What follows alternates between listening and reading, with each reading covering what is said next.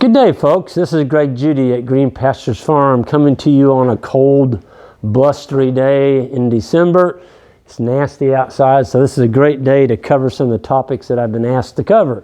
One is a lot of people are starting out from scratch. They don't have anything, and this is the assumptions we made today. Somebody's got 20 acres, you've got 5 cows, and from the ground up, how do you start? I mean, what's the most important thing to do? Well, there's several things, but the very first topic I'm going to cover today are keeping the animals on your farm. So if you've got 20 acres, I don't care if you own it or lease it, you've got a fence out there on it. In this instance, we've got a broken fence. I drew a perimeter fence, and this is barbed wire. Folks, you got to keep them on your land. You can't allow these animals to get out onto your neighbors. They don't want them on there. You don't want them on the road, so you got to keep the animals home. So we've got 3 broken areas here that are weak. The posts are falling over. There's no fence. And so how are we going to fix that? Well, if you're starting out, you don't have a lot of money. We don't want to be throwing a lot of money at this. So what we're going to do on this instance is we're going to go in, because this is pretty good perimeter. It's just got some broken pieces in it. We're going to repair that. So we're going to replace the barbed wire with new barbed wire and leave the existing barbed wire in place. Now the problem with some of the barbed wire that's been out there, let's say 50 years, is when you grab a hold of that wire and try and bend it to make a knot in it to tie on your new, it just breaks. It just breaks. So there's a really neat tool out here, and this is a steel crimp, okay? So what you do is you take your barbed wire like this, and you loop this is my new, this is my old, and you put them together like this with this crimp. One end goes in this end, the other end goes in this end. And then you grab a pair of crimpers like this, okay? And you put it in there. I'm not going to close it because I don't want to ruin my crimp. And you just crimp that. And on this particular crimp, I can get 1, 2, 3, 4, 5. So you'll crimp that 5 times just going shut on it, okay? That's in there. Now before you crimp it, this is a loose end. Now I'm going to pull it up tight. Well, remember, a good tight fence, that's what keeps animals home. How are you going to get it tight? Are you going to hand pull it by hand and try and crimp it together? Absolutely not. This is called a fence puller. And so the way this works,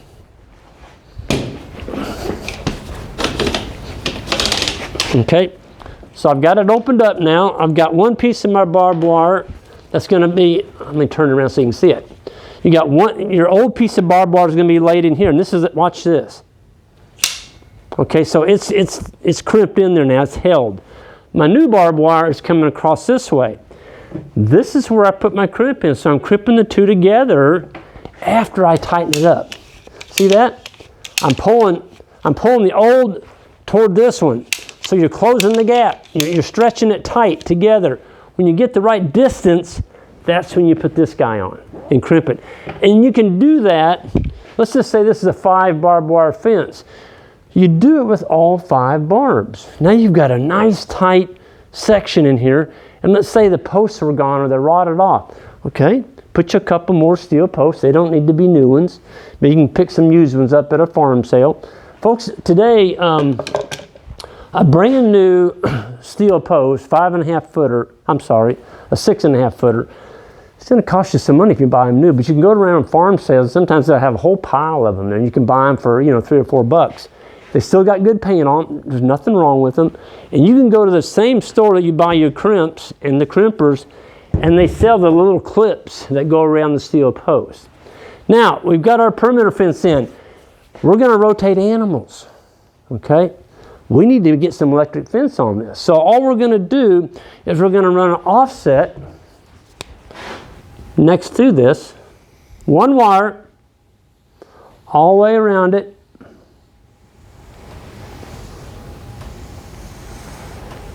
Okay, that's my power source. Now you don't have to go all the way around it if you don't want to, but it's pretty nice to have power all the way around your farm. We're talking 1 wire. Now if you've got sheep on here, you want to run sheep. Well, we're into cows. I'm sorry, I'll cover sheep in another talk. But right now we're just running cows. So now I've got power. And also by running, and that wire, folks, that's 10 inches. 10 inches is that distance right there. Don't run your offset fence any more than 10 inches away. And a lot of people use these little snap-on deals. This is your steel post. They snap on your steel post and it holds your wire out here. Folks, those are a disaster waiting to happen. A deer's going to hit that. It's going to knock your clip off. This is going to come down and touch your barbed wire fence with the electric fence. You're dead. You've got 4,000 steel posts out there. They're all ground rods. You're never going to keep your fence hot. There's two different ways. I'll start out with this one first. This is a timeless post. Now this is a 5-footer. You don't need one this tall. They do sell 4s. If you're just going to run one wire around it, I'd use a 4-footer. Okay. If you got real sandy soil, you might go with a 4.5. That's going to give you a little bit more in the ground. I love these things because they're already pre-marked. There's my label. You drive this thing in the ground till you can't see that label anymore. Stop. Stop. There's your bottom wire. If you want to run a multi-wire fence, they're already pre-drilled. You can run as many in there as you want. But we're just going to run one. You can use this one. A 4-footer in timeless, I think you're looking at maybe $5, something like that. Or if you have access to a fiberglass post, this is a 3/4 inch solid fiberglass rod. Drive it in the ground, 10 inches away. Why 10 inches? Well, folks, if you come out here 2 feet and run your offset, guess what's going to happen to this area right here? It's going to fill in with trees, brush, because the cows can't get access to it. Folks, on a 10-inch wire, the animals will help keep that wire clean because they're going to graze underneath it. But if you go 2 foot out, they can't graze underneath it. They're going to shock the back of their neck trying to reach in there. So you're going to have a hard time keeping your fence clean because the animals can't help you out. So don't go 2 foot out here. And the other thing about a 2-foot offset, when the deer comes up this direction and jumps over it, guess what he's going to land on? Yep, he's landed on your hot wire. He's probably going to break it off your post. He may even wrap it around your barbed wire. So 10 inches, perfect. Okay. There is one other stretcher out here. These are called rope stretchers, and you can buy these at your hardware store. They work the same way. You've got a deal here that snaps down and hooks your barbed wire. Here's one on the other end. This thing opens up, and you just pull the rope, and it pulls the 2 wires together. You can do that as well. On barbed wire, though, this is awful hard to beat. It's just awful hard to beat. I like the rope for building brand new barbed wire fence, which I just despise. I hate building barbed wire fence because it's hard on your hands, it's expensive. Folks, you can build this high tensile fence for about 1/3 of the cost of a woven wire fence, and that's because of the post spacings. So how far apart do we want to put our posts? So if you're running one wire for cattle, I would recommend probably about every 30 feet. So every 30 foot around here, you're going to put one post in.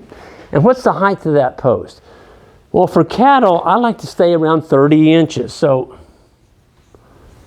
30 inches tall and 30 feet. 30 feet apart. Okay. Well, somebody's going to say, but Greg, what am I going to do when I get in that corner right there? I need a corner post. Yep, you do.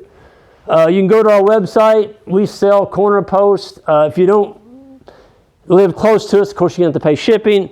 We don't ship a lot, but you can also set a wooden post there and put a good insulator on it. You're going to need a corner post at those corners to keep that wire tight. But these right here, you're looking at 4 foot. That's all it is. That's a 4-foot post, 30 feet apart. Now I've got a really good perimeter fence. And now we're going to talk a little bit about chargers. So we got to power that dude up, right? We can't just put a wire up. This is smooth. Well, I didn't cover that. I'm sorry. So you got 180,000 PSI. High tensile. Let me write that in there. High tensile. Okay. Oh, left out a very important part. 12 gauge. Do not use 14 or 16 gauge. It's got to be 12 gauge. Folks, you can pull a pickup truck with this stuff. As long as you don't put a kink in it, do not put a kink in it or it will break. Okay? So 12 gauge high tensile wire, posts 30 foot apart, that's where the savings is at. Folks, with barbed wire, you've got to put a post every 12 feet. So you're saving almost 2 posts, well, yeah, two posts every 30 feet, where with barb, you'd have to be putting one every 10 to 12 feet. That's a big savings in post costs, and posts are the biggest cost of the fence. So now we've got our paddock tight, we've got animals in there, and now in my next segment, we're going to talk a little bit more, I'm going to get into more depth on the chargers, and how do we break our animals so they respect hot wire. So folks, this is Greg Judy signing off today. Everyone have a good one, and be looking for part 2, and hold up. Today, also at the end, if you like what you're hearing here, this is a lot of stuff that we talk about at our spring grazing school. Check it out. It's on our website, greenpasturesfarm.net. It's coming up May 7th through the 9th, held here at our farm. Ian and I, the old guy from Africa. I shouldn't say old guy, I'm sorry, Ian. Ian, the South African rancher, and I, we've been putting this on for 12 years. It's a great school. It's filling up fast. Hope to see you all this spring. Thank you all.